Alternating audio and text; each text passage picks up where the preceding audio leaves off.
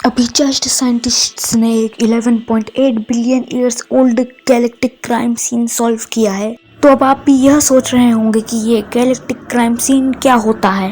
तो इस galactic crime scene का कल्प्रिट कोई और नहीं बल्कि हमारी मिल्की वे गैलेक्सी ही है।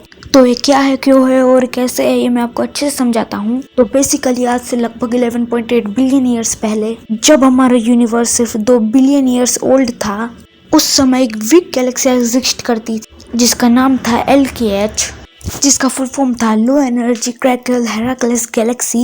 अब ये जो गैलेक्सी थी ये छोटी तो थी, मगर इसके अंदर हमारे सन जैसे 500 मिलियन और तारे एग्जिस्ट करते थे।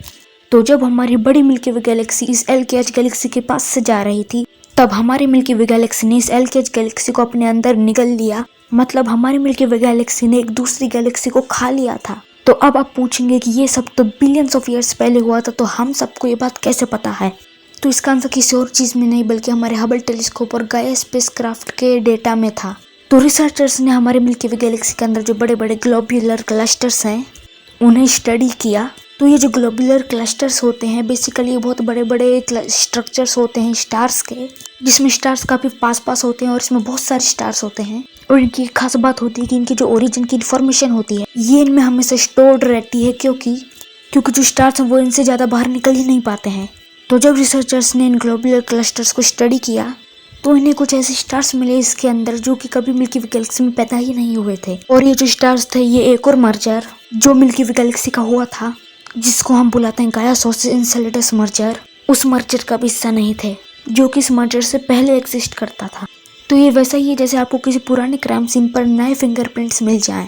फिर रिसर्चर्स ने बहुत सारी स्टडीज की, बहुत सारे सिमुलेशंस चलाए, फिर उनको जो इन्फॉर्मेशन मिली उस सारी इन्फॉर्मेशन को जोड़ कर तब उनको पता चला कि जो स्टार्स थे ये बने थे उस LKH गैलेक्सी में जो 11.8 बिलियन ईयर्स पहले एग्जिस्ट करती थी और जिसको हमारी मिल्की वे गैलेक्सी ने खा लिया था।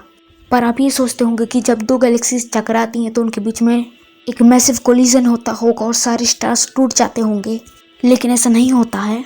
ये जो डिस्टेंसेस हैं ये बहुत बड़े बड़े होते हैं और जब दो गैलेक्सीज मर्ज होती हैं जो छोटी गैलेक्सी के स्टार्स होते हैं वो बड़ी गैलेक्सी में आ जाते हैं और फिर वो अपना ऑर्बिट ढूंढ लेते हैं अलग अलग स्टार्स के अराउंड, अलग अलग ब्लैक होल्स के अराउंड, एंड फिर वो एक बड़ी गैलेक्सी बन जाती है। तो ऐसा मत सोचिएगा कि जब दो गैलेक्सीज टकराती हैं तो सारे स्टार्स टूट जाते हैं, वो सिर्फ मूवीज में बताया जाता है। और इसी मर्जर के दौरान हमारी जो LKH गैलेक्सी और मिल्की वे गैलेक्सी वो मर्ज हो गई थी। तो अगर रात में आप आसमान में दिखते हो और आपको कोई बहुत ही अच्छा सा स्टार दिखता है तो हो सकता है कि वो हमारी मिल्की वे गैलेक्सी में पैदा ही ना हुआ हो। तो ऑलरेडी हमारी मिल्की वे गैलेक्सी में एलियंस स्टार्स एग्जिस्ट करते हैं। तो अगर आपको ये वीडियो पसंद आया तो इस वीडियो को लाइक कर दीजिएगा और अगर आपको इससे कुछ जानने को मिला तो इस वीडियो को और ज़्यादा शेयर कीजिएगा ताकि ज़्यादा से ज़्यादा लोग इस बारे में जान सकें। और आपके सबके बारे में क्या थॉट है हमें कमेंट में ज़रूर बताइएगा और ऐसे ही और वीडियोज़ के लिए हमारे चैनल को सब्सक्राइब कर लीजिएगा। और साथ ही पढ़ना मत भूलिएगा मेरी किताब mapping and knowing everything in the universe को।